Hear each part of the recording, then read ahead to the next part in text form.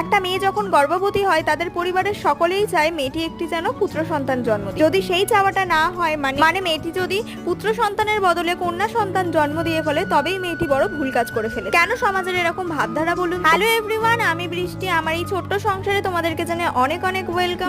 সমাজের এই সকলেই বলে না যে ছেলেরা হলো বংশের প্রদীপ। না গো, আমি এটা মানি না আমার নিজের ছেলে থাকা সত্ত্বেও। শুধুমাত্র ছেলেরাই কেন বংশের প্রদীপ হবে, মেয়েরা কেন নয়? হ্যাঁ জানি, ছেলেদের পরিবারের মুখে দুটো ভাত তুলে দিতে প্রচুর পরিশ্রম করতে হয় তাকে বাইরে। একটা মেয়েও কিন্তু সংসারের সমস্ত দায়িত্ব তার নিজের কাঁধে তুলে, তবে সেই কাজে না রয়েছে বেতন আর না রয়েছে প্রশংসা। যদি হয় একটি সন্তান পৃথিবীতে নিয়ে আসার কথা, তাহলে আমি বলবো ছেলে মেয়ে উভয় কিন্তু বংশের। ছেলেদের তো সবাই বলে বংশের প্রদীপ, কিন্তু কারণটা আমার জানা। কিন্তু আমি এটা বলতে চাই যে একটা মেয়ে 9 মাস 10 দিন তার গর্ভে নিজের প্রাণের বাজি রেখেও একটা সন্তানের জন্ম দেয়, সেই মেয়েটি কেন একজন বংশের প্রদীপ হতে পারবে না? আমি এখানে কোনো ছেলেদের ছোট করছি না, আমি শুধু আমার বক্তব্যটা সমাজের